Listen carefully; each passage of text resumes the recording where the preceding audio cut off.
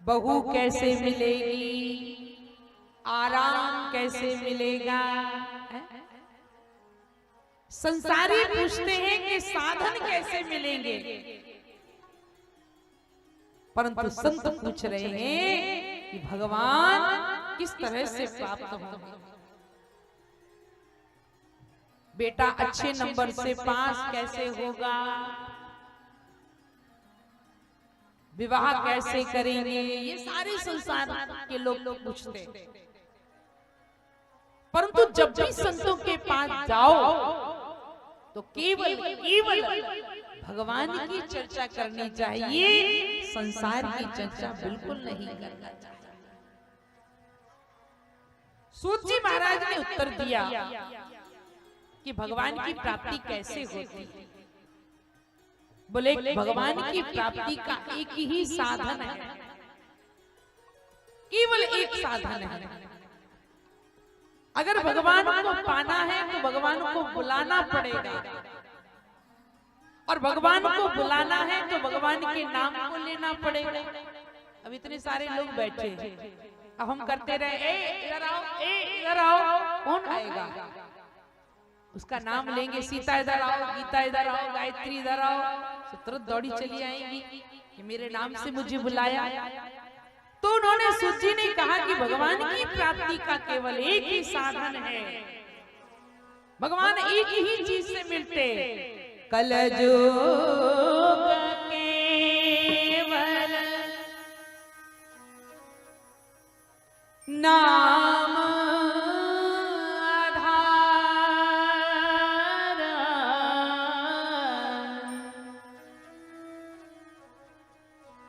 सुमर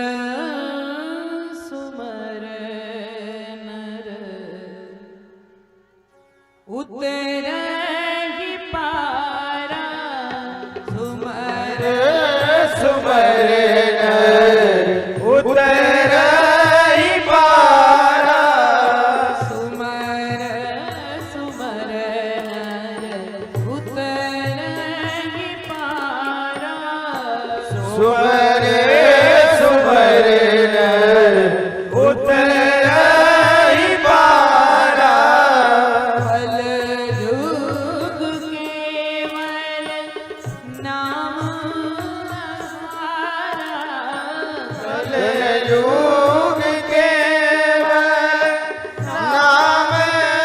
आधार, सुमर सुमर उतर ही पारा, सुमर सुमर उतर ही पारा।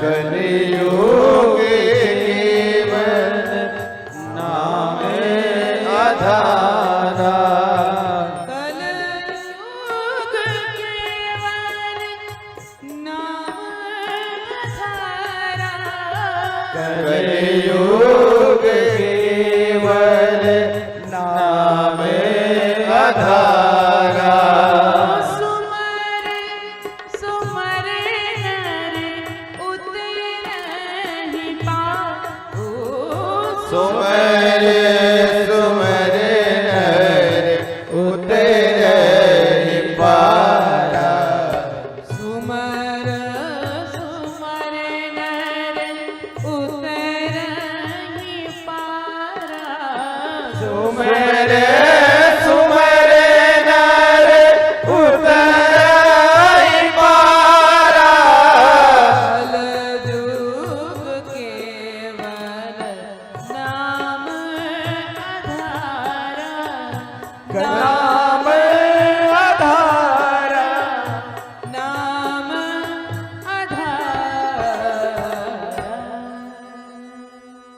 परमात्मा की प्राप्ति का कल युग में केवल एक ही साधन है।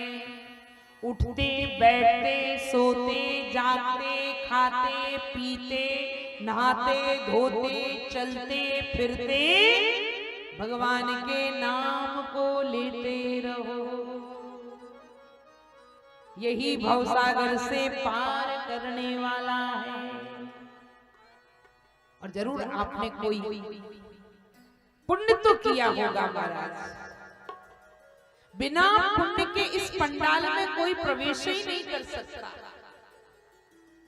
ऐरे गहरे नत्थु खैरे तो बाहर से भाग जाते हैं, पर जो पुण्यात्मा होते हैं वही पंडाल के अंदर आते हैं, वही भागवत की कथा सुनते हैं।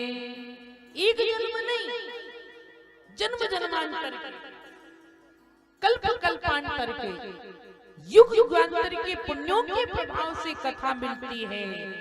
जन्मांतरे भवेत पुण्या तदभागवत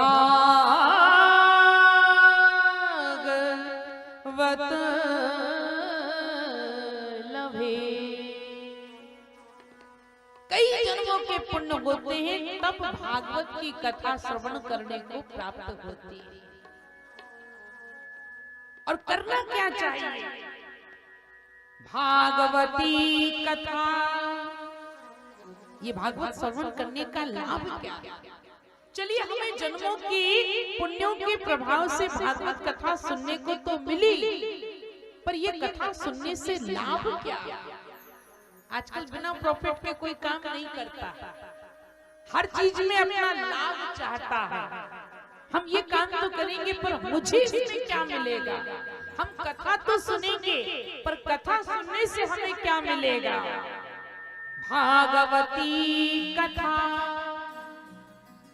यस्या श्रवण मात्रेण हरिचित्तम समाश्रये। केवल भगवान की कथा कानों से सुन लो बस, और कथा श्रवण मात्र से भगवान हमारे चित्त में समाहित हो जाते हैं। बोलिए भागवत भगवान की जय। ये भागवत जो हम सुन रहे हैं, सबसे पहले तो ये जाने कि सबसे पहले भागवत हुई कहाँ? ये भागवत का श्री गणेश कहाँ हुआ? मैंने आपसे निवेदन किया था, सबसे पहली कथा देवलोक की बात कहें अगर तो देवलोक में सबसे पहली कथा ब्रह्मलोक में हुई थी।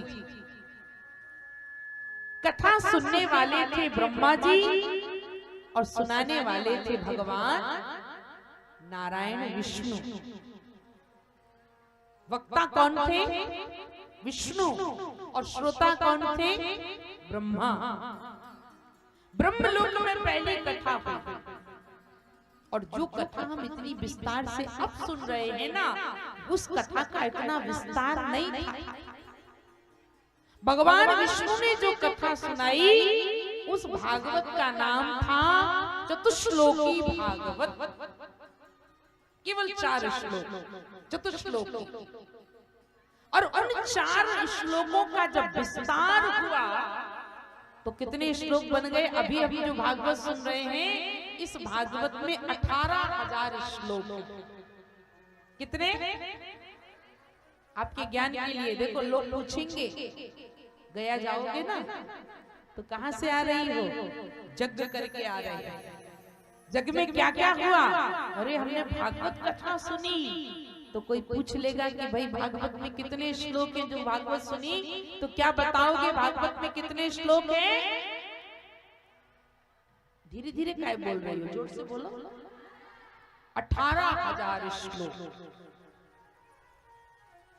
भागवत में 18,000 श्लोक हैं, 335 अध्याय हैं। कितने? और 12 स्कंद हैं, 12 स्कंद है। फिर से एक बार रिपीट करो, श्लोक कितने हैं, अध्याय कितने हैं?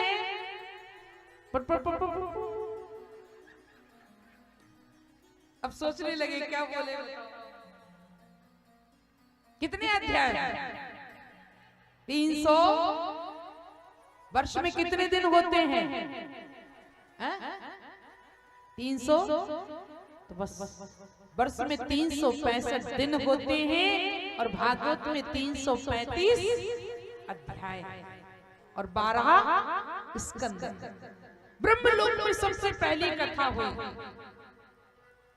और धरती पर पहली कथा कहाँ हुई?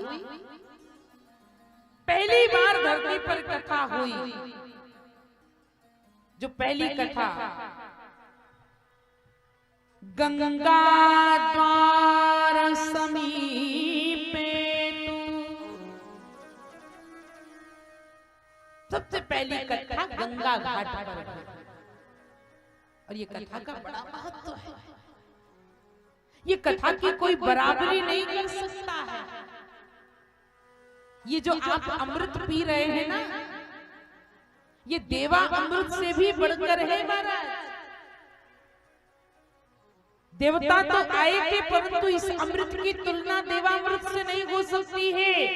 कथा अमृत की तुलना कभी देवामृत से नहीं हो सकती है। देवताओं ने सोचा चलो हम भी कथा अमृत पी ले। सैलवे वासियों को कथा अमृत पान करने को मिल रहा है। ये हम लोग क्या पी रहे हैं? जल्दी बोलो, अमृत। और अमृत कहां से पीते हैं? दुनिया का जितने रस है वो मुख से पीते हैं, पर कथा अमृत कान से पिया जाता है ना। ये कान से पान कर रहे हैं, मुख से नहीं, कान से। पानी कहाँ से पीते हैं? मुख से। चाय कहाँ से पीते हैं? मुख से। दूध कहाँ से पीते हैं? मुख से। पर कथा अमृत कहाँ से पीते हैं? कान से। ये कथा अमृत कर्णपुट से पान की जाती है, इसलिए इसका कोई बराबरी नहीं। परीक्षिते कथा वक्तु